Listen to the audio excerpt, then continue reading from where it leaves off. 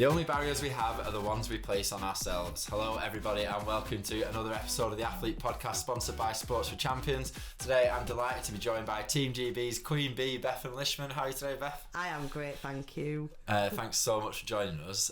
And as always on the podcast, can we start at the very beginning? Where did you grow up? So I live in Cumbria, in the hills. Lovely.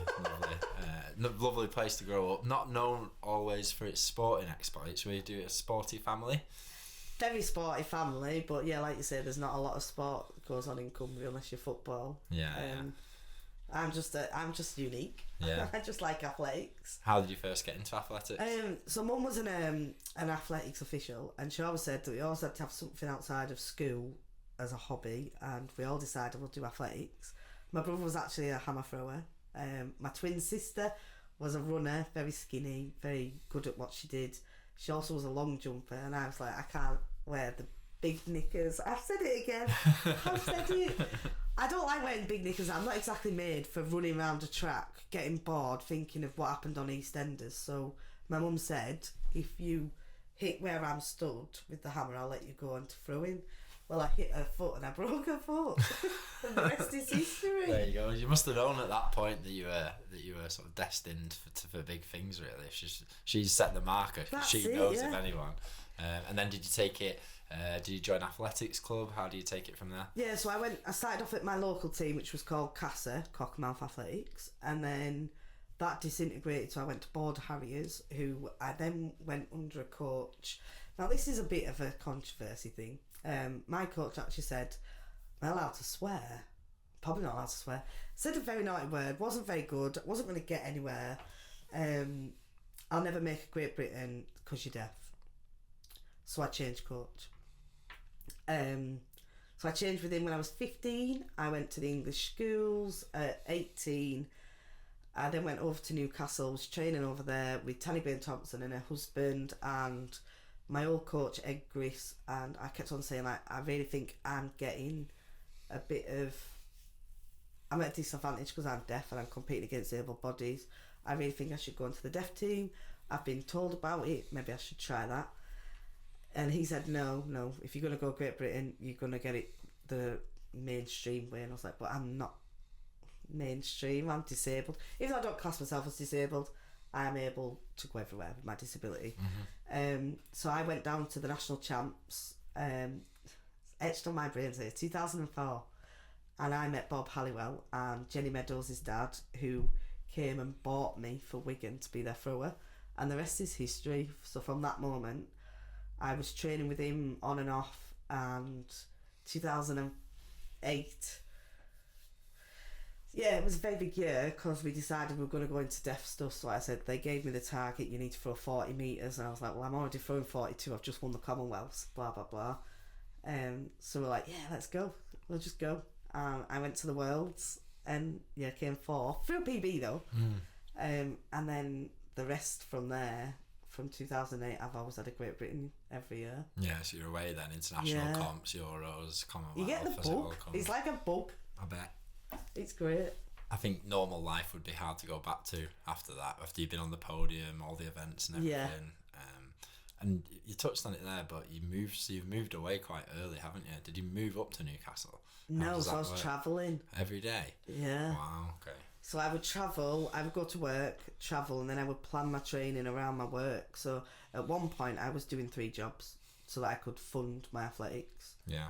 I went through uni, didn't have a job because I was like, every time I'm not doing my uni work, I was training.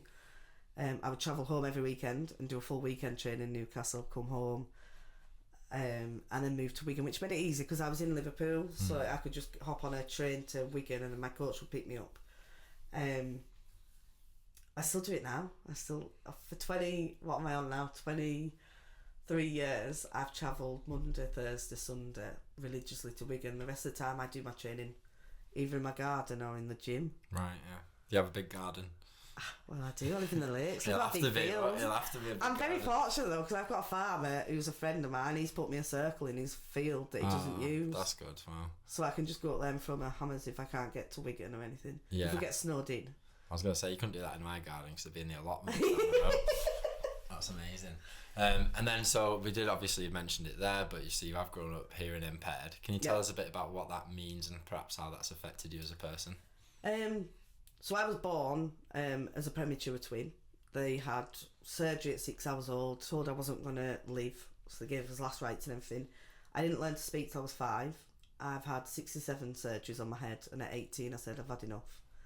I'm just going to live with the hearing loss. I wear hearing aids. I do rely a lot on lip reading, because obviously my family isn't a deaf family. I've just had to grow up and learn how to do it. I'm very good at lip reading, so if you need to know lip reading, I'm your woman, Queen Bee. I do struggle. I struggle with throwing, because obviously hearing is your balance, and you need to be balanced to throw a hammer. And I don't have a lot of balance. Going downstairs, it's not good. So yeah, I do have extra barriers, but the barriers don't stop me. And I'm forever saying to everyone, I am disabled, but I don't class myself as disabled, because my disabilities have enabled me to go to places in this world that people have never been. So that's my view on my disability. Yeah, it's almost like a superpower in a way, isn't it? Oh yeah, definitely. Do you reckon it's made you a better person? 100%, because without my hearing impairment, I'm not BETHAN. I'd just be B, probably.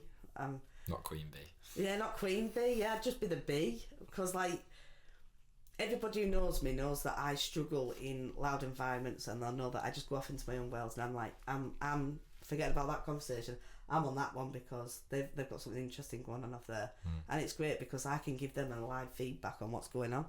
So it is my superpower, because like if you probably can't lip read. Can you lip read? No. There we go. I can give you insight into other people's lives. It's great. Do you ever watch TV and you say, I know what you said to him? Well, I know exactly what Harry said to Meghan at the wedding. I can't. Save that for after the podcast. Yeah. You have to tell me that. Oh, that's amazing. Tell us about the Deaflympics. Oh, it's why I love it. It's just honestly. So the Deaflympics, for those that don't know, is an Olympics basically just for pure deaf people. It's actually been the most longest running sporting event by the Olympics. It's older than the Paralympics, and we've got more competing people in the Deaflympics than the Paralympics. Wow. But we're not funded. I went to my first one in 2009. I was all set for it just to be like just a run-of-the-mill competition. I'm out there. We're there for 4 weeks, which was unreal, because you had to have an hour. For every hour time difference, you had a day of acclimatisation. So we had 18 days of acclimatisation, because it's 18 hours different. That's good. The humidity was unreal. I've never felt anything like it. We had an opening ceremony in front of 70,000 people, which was just out of this world. Like I've never... That, for me, just I bottled it up, and I still bottle it up, because just walking out to all them people that have learned sign language just for us, to say hello, goodbye, how are you, from Taiwanese little school kids, that for me was like, oh my god, we're accepted. We are deaf athletes living the dream right now. I came fourth. It seems to be a little running thing with me. I come fourth for quite a lot at big events, but it's alright. I'm not bitter. Well, I am. I am actually bitter. I'm very bitter, to the point I have that little tape measure in my toilet of how close I was to a medal. What's that? How far? 10 centimetres. Wow. So you've just got a 10 centimetre tape measure. Literally sat on the wall in front of me when I'm going to the toilet. That's what eats me up. What's the reason for it? I lost out on a bronze medal at the Olympics on 2 occasions by 10 centimetres. But I also missed out on a World Masters bronze medal by 10 centimetres. It's haunting me. Wow, so it's following you around, this 10 centimetre line that seems to be the barrier to entry. That's amazing. Literally, it's the size of your phone. Like, it's really annoying. And I still think I've been misjudged. But it's alright, I'm not bitter. No, of course not. So... I am bitter though. I think that's alright as well, but that's what spurns a lot of athletes on. Massively. It's like the fire that for me is that 10 centimetre rule, and that's what drives me to keep getting up in the morning. Even if I'm not feeling very well, I'm still out there and I still do something rather than nothing, because if you're doing something, it's better than sitting on your bottom doing nothing, because you're still getting closer to your target. I think it's so important, especially in sport, but in life in general, that when bad things happen to us, or when you get knocked back, or you don't get the job you were going for, or whatever it is how you react to it. Yeah, so I have mentioned this in the past, but my life is like an EastEnders episode. Literally doesn't get to the dumb bits. I've had a lot dealt me. There's no... It seems to be all joker cards, but it doesn't matter what's thrown at me, I'm still going. Like, to be told that you're never going to walk again if we don't do the surgery, to then find out that your coach has passed away. My mum's recently passed away. I've had loads of issues that you're rubbish. I've been told like at 15 that you're rubbish, you're never going to get anywhere. That was the bit that got between my teeth, to the point when I came to 2008, I went back to a competition just because I knew that coach was there, and I went, I'm rubbish, me. Got Great Britain on my back, but I'm rubbish. It was the most bittersweet situation I've ever been, and he actually congratulated me, and I went, he said, but I said it for a reason because I knew it to spur you on. I was like, at 15 though, did you though? It's not really the best way to go around it. No. I said, but I've got Great Britain of you. Yeah, exactly. That's brilliant. Said there about being told that you'd never be able to walk again. That's obviously something that happened. I think it was around 2014, was it? Yeah. Can you tell us a bit about that? So I had spinal problems. I had back problems. Just thought I changed my job. So I used to be a lifeguard. I've had lots of jobs. I used to be a lifeguard, reduced my job, changed my job. I then became a membership management in the leisure centre. Changed my training days, so from 7 days I went to 4 days. I was only travelling to Wigan twice a week instead of 3 times a week. I then, after a couple of years of this, I just decided I need a second opinion, and this guy came up from Spire, from Blackpool Surgery, and had a look at my MRI scan. He went, you've got a tumour on your spine. If we don't operate within 6 weeks, you're going to be in a wheelchair. And I said, but if you don't operate, what happens? Like, you know, I'm not going to be in a wheelchair. What happens if you do operate? He says, you've got a 1% chance of walking. So I took my dad home. I then drove to Wigan to train, because that was my normal Thursday. Sat down with my coach. He says, what's the news? I went, well, if he doesn't operate within 6 weeks, I'm in a wheelchair. He says, and what about the other way? Well, if he operates, there's 99% chance I'll be in a wheelchair. He went, so either way you're going to be in a wheelchair, so you might as well go over that 1% because there's an opportunity. So I had a 13.5-hour surgery on my spine. I've got a massive scar. I had a horrendous recovery. It was awful, but I'd made a bucket list before I went in, so I'd been speaking to a lot of my para friends. Make a bucket list because it'll spur you on afterwards with your rehabilitation. I was like, okay. So I wrote a bucket list. It was to climb the 5 top mountains in the UK, to complete the Wainwrights, which is like a fell walking thing. 214, just so you know. There was a few Munros in there as well. And to complete it before I went to my next Worlds. That was my list. So I had it all laid out. So I had the surgery in the August, and in the March the following year, I was climbing Skiddaw. Wow. So I had to learn to walk again. I was in a wheelchair, seen my frame, done the crutches, done it all.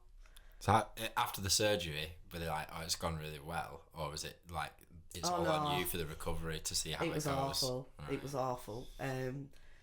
I came round from the anaesthetic, and then they tried to take the tube out, and they ripped my gullet, so I ended up on a ventilator.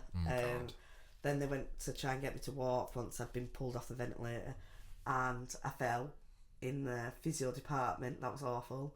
So that put me back, and then after, I think it was 10 days, I was sent home with a wheelchair with the Zimmer frame, and I just basically had intensive physio. But like, I can't even explain. It's like teaching a toddler to walk is so much more easier than teaching an adult, because you know what you should be doing but you can't do it. Yeah, you can't do that. And this getting down to my feet, that was the struggle, to get my brain to understand that your feet aren't working, so we need to go back to starting, like just doing little toe raises just to get the feet working, then getting the knees working.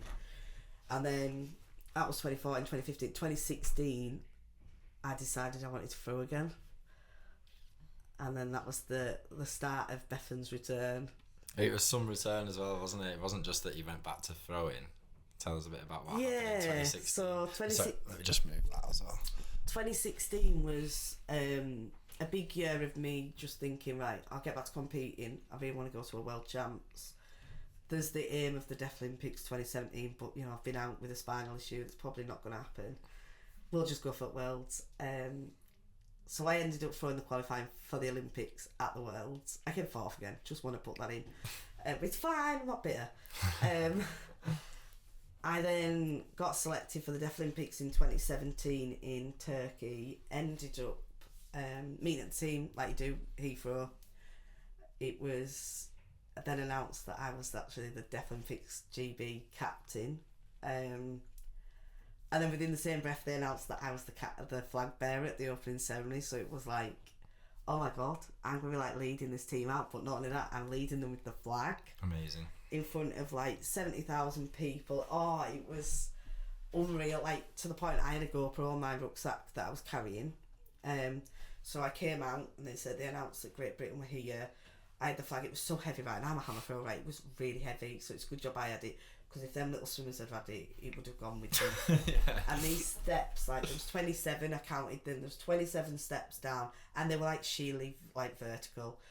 I got there and they were like, just get down. And I got to the top of the steps. It was almost like, and I can't explain it, if you put your hands over your ears, it was like that as we were walking out. But then when we got to the front of the steps, it was just like this noise. Yeah, it opened up into just the stadium. Literally just erupted. It was unreal. I got to the bottom of the stairs, I'm crying my eyes out because the emotion of that noise was like you could feel it. It was that loud. And then I captained the most successful Deaflympics GB team. That's amazing, unbelievable. And then what other kind of the role of captaincy? What does it entail?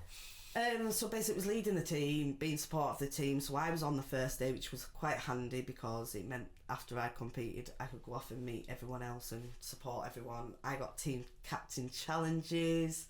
I was out on the golfing course all the time. I was out with the athletics, like making sure everybody was at the call rooms. I was just everywhere. Everywhere I could be, I was there. But I also, on the way home, I wanted to leave a legacy as a captain. It sounds really morbid, but you know, like when you're not on this planet, it'd be nice that people are looking back going, oh, that BETHAN LISHMAN, she started that. So I wanted to do a big thing around Deaflympics, so I did the hashtag One Team, and I also went into the government to petition to get British Sign Language as a GCSE. We got it in Scotland first, and then went down to England, House of Commons, met with them, met with Wayne Barrow, who's like this big internet sensation who does sign language to songs so that people can learn, because the way to learn is to do it to a song. And we got British Sign Language in schools. That's was incredible. Unreal. That's so, and it's part of the GCSE program. Part of the GCSE program now, and now we're on a massive campaign to get Deaflympics funded, because we're not funded at all by the government. Yeah. If we've ever gone to compete, so everybody else who you know is an athlete at the Olympics or the Paralympics gets funded by their national governing bodies. They get paid to go. We have to fund it ourselves, as well as holding down a full-time job, as well as training, paying for all that. Everybody else gets it.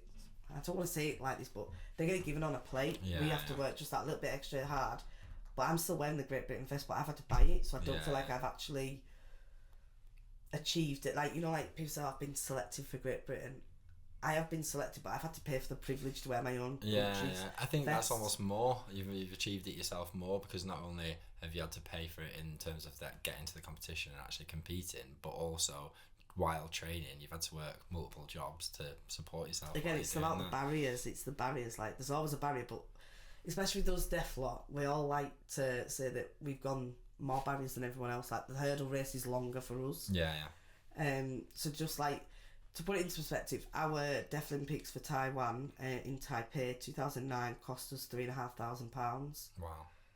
And then on top of that, you've got your training, you've got your kit, you've got medical staff that we need to help fund, because you can't go out to another country for 4 weeks without medical staff, so we pay for 4 physios.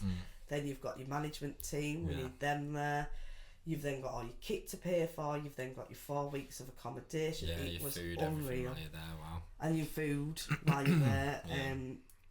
That was just Taipei, and then obviously you've got World Champs on top of that, that's another £2,000.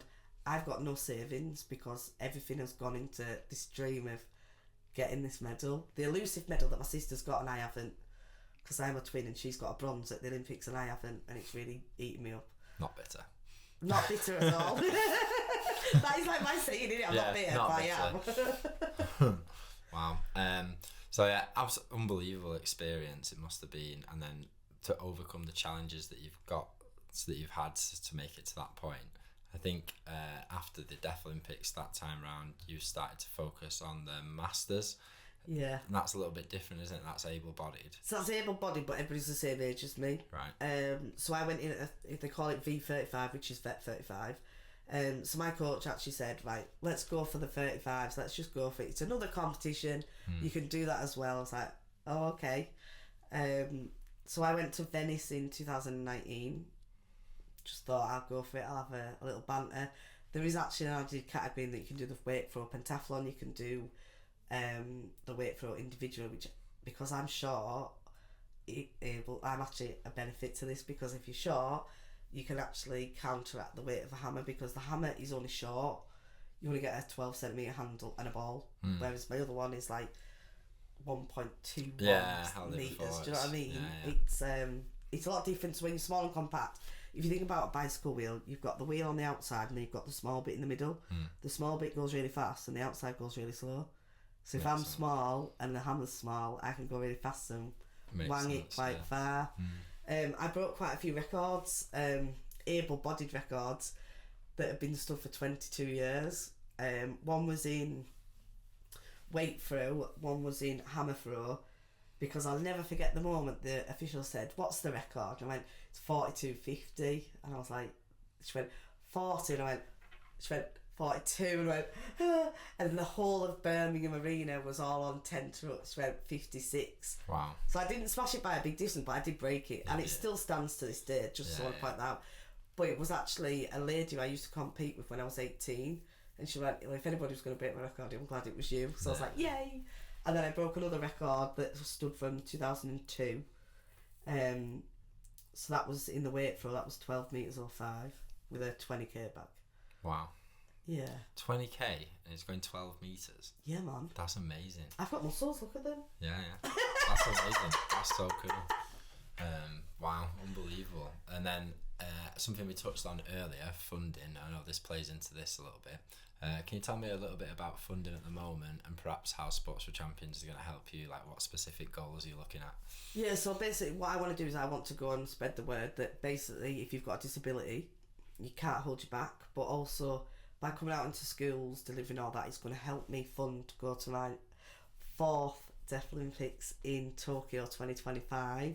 So I'm doing this to make my funding easier, because I can talk, I'm not going to lie, like most people who are deaf don't like to talk.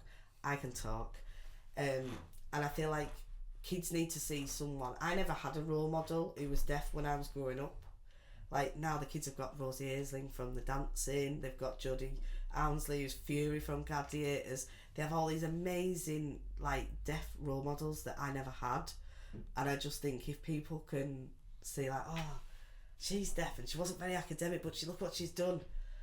That's what I want to do. I want to inspire the next generation. As a captain of the Deaflympics team, leaving a legacy, that is the ultimate dream.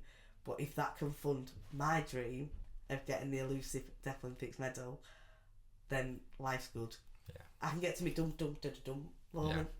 That would be it, like standing on the podium, ugly crying because I've got my medal. Because that's all I've ever dreamt of as a kid. From watching the first Olympics from 1992 in Barcelona, watching Sally Gunnell, Linford Christie and Roger Black getting their gold medals. This is a long time ago. I was 9 years old, and I can still remember this moment. So that when I'm digressing here, but that was my very first Olympics, and that was the moment that I really thought I want to be an Olympic medal winner. And it was them 3 people. Now they're not disabled, but it was the first Olympics I'd ever sat down with my whole family and we watched. And we watched religiously. We watched every single heat. From those that were like doing like 40 seconds, 100 metres, whatever, and doing 20 metre hammer throws, we watched everything because we were just engrossed. When I learnt in 2019, which was my ultimate year of doing everything, winning Cumbria Sports Personality Year, going to BBC Sports Personality Year, meeting my legends, I ticked off my lifetime bucket list of going to Barcelona Olympic Stadium. I got to light the flame, and this is all sorted out for me by friends to throw my hammer in the Olympic Stadium. That's amazing! Wow. It was like I can't even explain to you. It was unreal. Like this was on telly. I'm standing here where my first Olympics was. It was just out of this world. I can't even explain it. That's so cool. Unbelievable. What was that experience like going into Barcelona Stadium? Did you walk out and have that same sort of eerie Do you know, feeling? it was weird because in my head and in my hearing aids, I don't know what had happened, but it was like the noise from when I was the Olympics carrying the flag was coming to me as I walked out the tunnel. Wow. And I'd have my hammer and my shoes had been flown over to Spain by my family, to my friends who were coming with me, who'd organised it all. So they had this bag. I was like, what is in that bag? It looks really heavy. Do you want me to carry it? Like, no, that's all right. It was my hammer and my shoes. I didn't know. So when I walked in, they were like, right, so we've got a little bit of a surprise for you. You're going to throw in this stadium. And I went, what? Like, you're going to get to throw. We've arranged that you're going to throw. And I walked through the tunnel under the Olympic flame into the circle where I watched Bob Weir throw his hammer. It was just unreal. I can't even explain it. If I could bottle it up and just give it you all, the feeling of that was just like, it was emotional. That's absolutely incredible. Wow. And then can you tell us a little bit about BBC Sports Personality of the Year? Huge. It was great. Like, I'm not gonna lie. Right, so 2017, I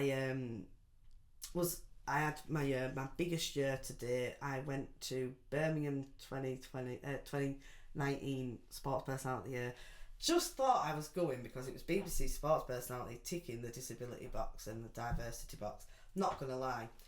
So we walked in, I had all my glam dress on, we were all there, and literally I had set the hashtag one team up, so I said to everyone, I'm going to see if I can get some celebrities, going to get them to do it. So I walked in, I'm asking all the Invictus guys, can you do the hashtag one team? Can you talk us through it quickly?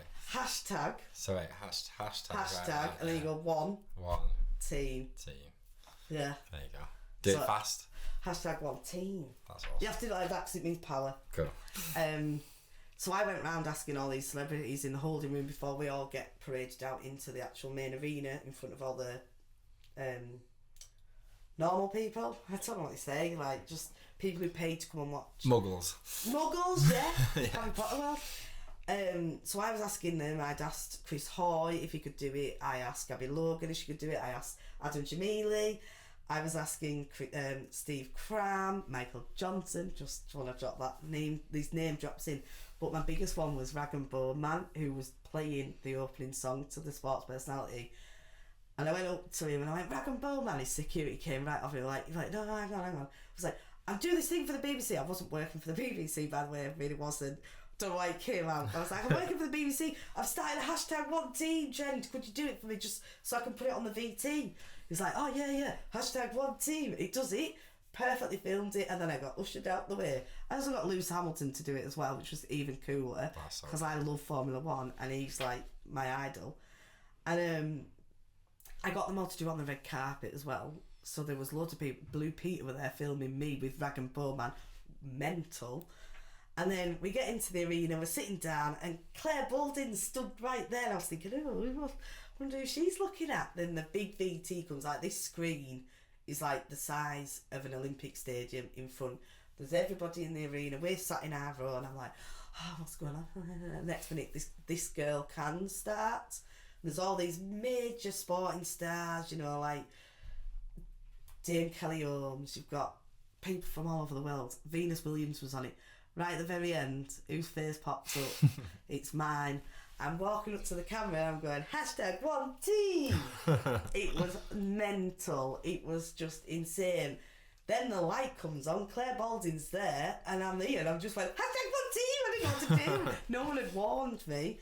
I then went into the toilet, came back out, we went into the after party, as it were, and then everybody, all these celebrities, I'm not a celebrity, I'm just BETHAN LISHMAN, I'm just from up north. Literally, they were coming up to me going, you're the hashtag girl. I was like, yeah, hashtag one team. She was like, let me do it for you. So I got loads of people to do this hashtag because they'd seen me, and I'm like, oh my gosh, I've been on Sports Personality of the Year, BBC, and they're doing my hashtag. It was mental. That was like, just honestly, these moments, like bottling up moments. Life's peaked, hasn't it?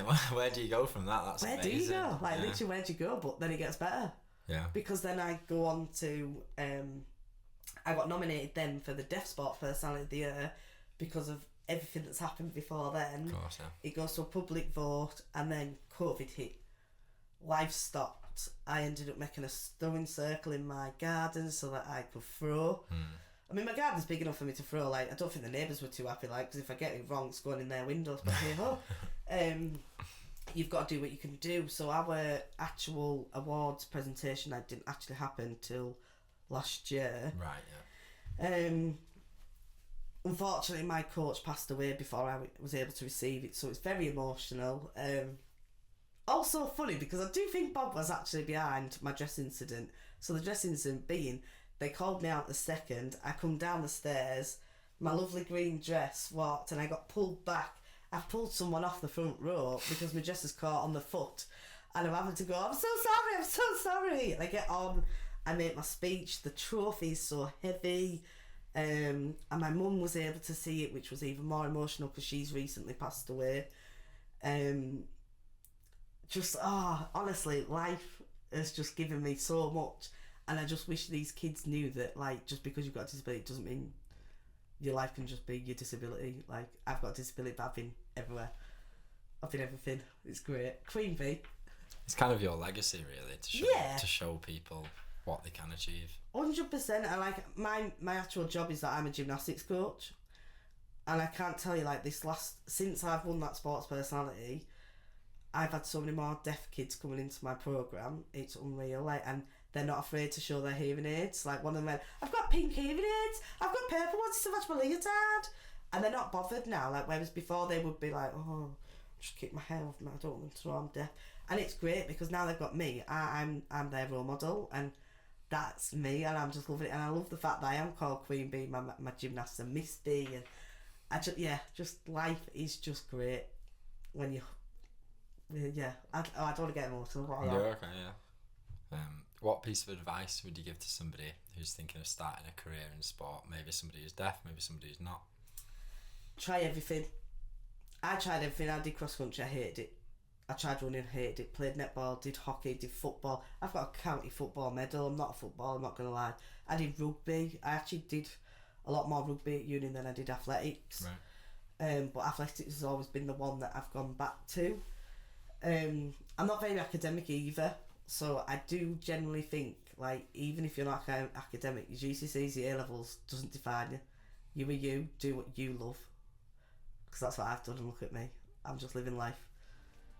I think that's a really good note to end it on. Oh, thanks. Thank you very much for joining us today. It's been a pleasure speaking to you. Yes, thank you very much. And thank you to everyone joining us at home. We will see you next time. Cheers.